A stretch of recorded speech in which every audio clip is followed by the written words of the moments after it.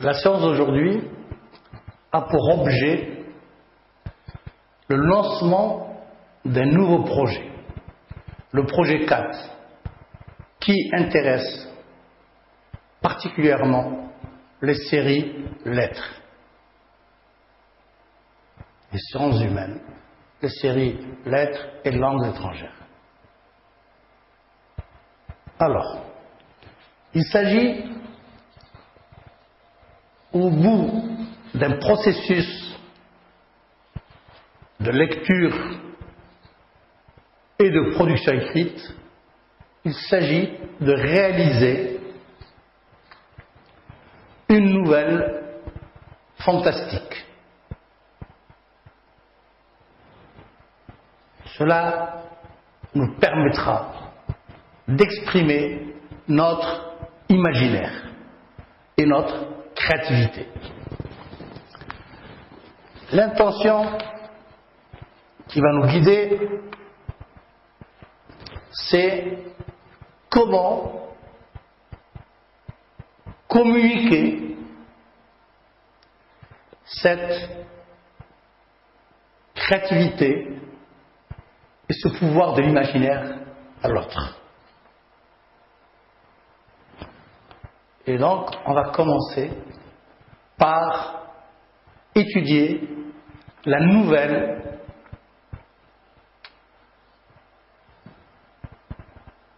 fantastique qui a pour titre le nez. Elle se situe, cette nouvelle, qui est assez courte, dans votre livre, à la page 180, et elle est de Gogol. Mais, auparavant, nous allons essayer de définir ce que c'est qu'une nouvelle.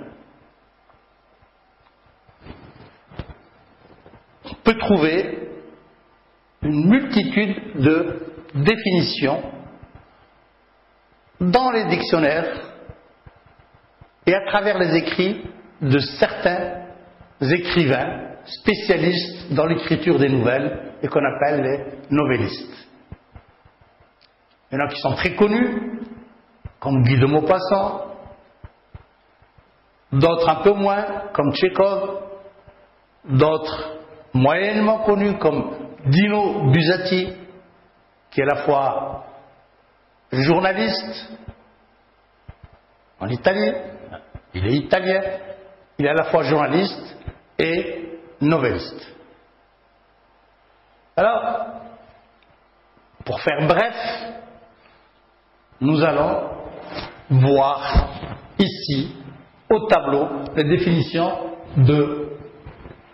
du dictionnaire lettré et du petit Robert. On a choisi deux définitions dans une multitude de définitions. Parce qu'on dit que c'est vrai que la nouvelle est protéiforme, c'est-à-dire qu'elle se réalise dans des formes différentes d'un auteur à l'autre, d'une période à l'autre et d'un pays à l'autre. Mais la communauté scientifique est d'accord pour ces deux définitions qui sont assez simples. La nouvelle serait une sorte de roman très court. Une sorte de roman très court. Et c'est le Littré qui le dit. C'est un dictionnaire pour les spécialistes en littérature, surtout. Le petit Robert, que tout le monde connaît, utilise, donne une autre définition. Un récit généralement bref, de construction dramatique.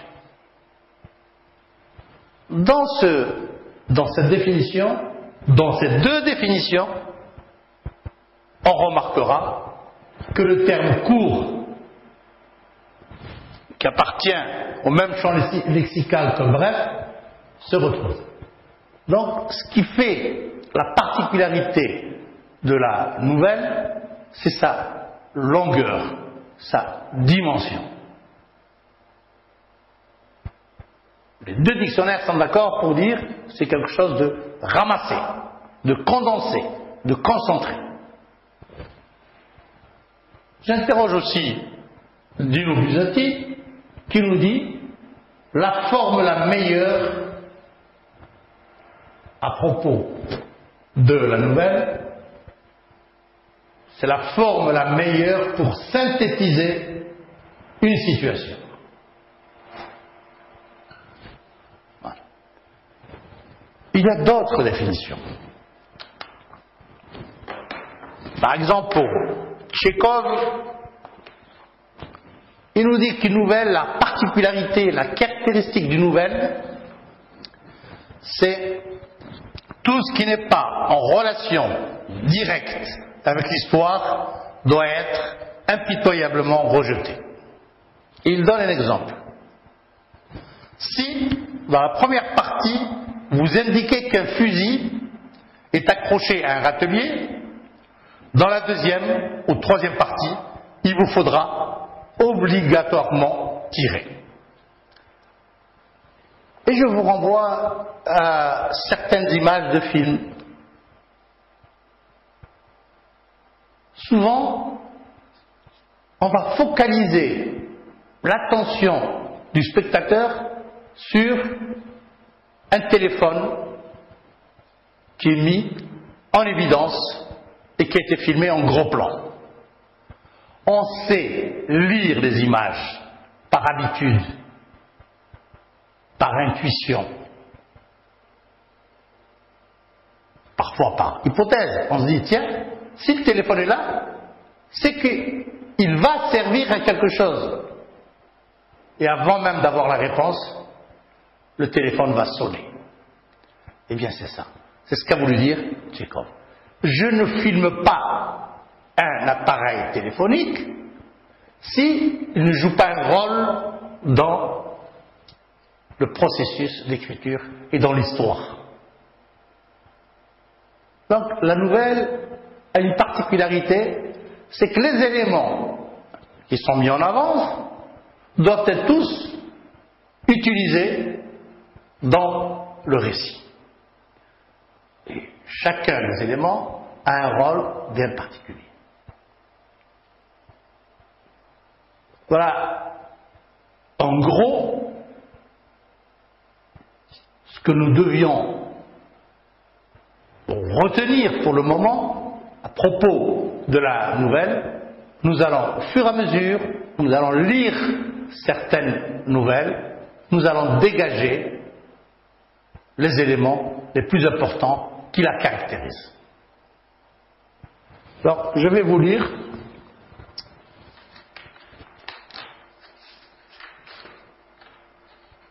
la nouvelle de Gogol, Le Nez.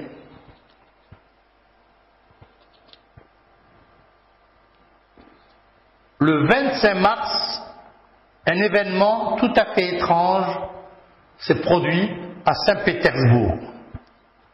Le barbier, Ivan Yakovlevitch, demeurant avenue Vosnesenki, le souvenir de son nom de famille est perdu, et son enseigne même ne porte rien de plus que la tête d'un monsieur au visage barbouillé de savon et l'inscription. Ici, on pratique aussi la saignée. Il s'éveilla d'assez bonne humeur et sentit l'odeur du pain chaud. Se soulevant à demi sur son lit, il vit que son épouse, une dame assez respectable et qui appréciait beaucoup le café, retirait des pains du four. Aujourd'hui, Praskovia Osipovna, je ne prendrai pas de café, dit Ivan Yakovlevitch. Je mangerai plutôt du pain chaud et de l'oignon. Ivan Yakovlevitch se serait volontiers régalé de café et de pain frais, mais il savait qu'il était inutile de demander deux choses à la fois. Praskovia Osipovna n'admettait pas cette fantaisie.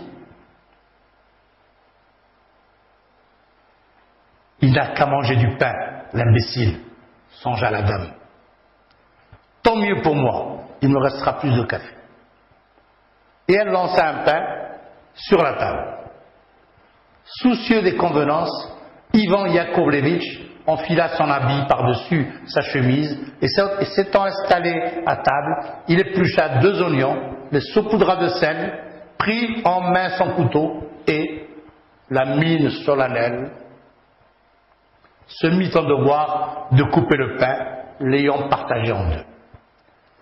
Il aperçut, à son grand étonnement, une masse blanchâtre dans la mie.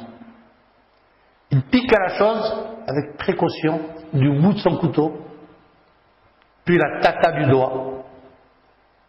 C'est dur, se dit-il. Qu'est-ce que cela pourrait bien être? Il plongea ses doigts dans la mie et en retira un nez. Les bras lui en tombèrent. Il se frotta les yeux et palpa l'objet. Oui, c'est bien un nez.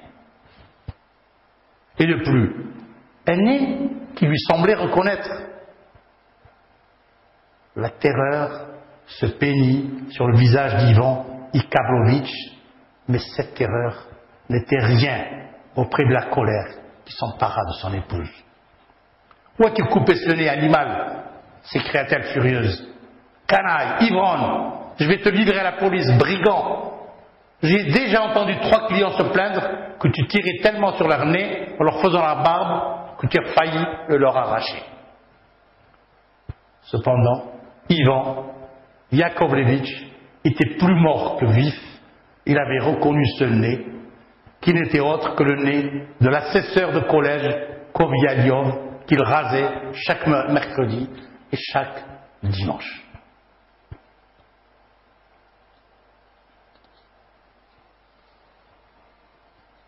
Vous voyez que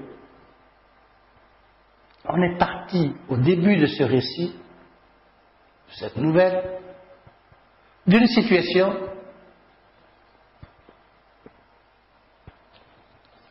habituelle, un cadre habituel, le petit déjeuner du matin d'un couple. Et puis, au fur et à mesure, un phénomène étrange s'introduit, fait irruption dans le récit. Et à la fin du récit, on s'interroge toujours. On hésite, on doute. Qu'est-ce que le coiffeur a pu faire? Qu'est-ce qu'a pu faire ce barbier? Voilà. Il y a déjà intrusion de quelque chose de fantastique parce qu'on ne peut pas l'expliquer. La prochaine séance, nous allons étudier en détail ce texte.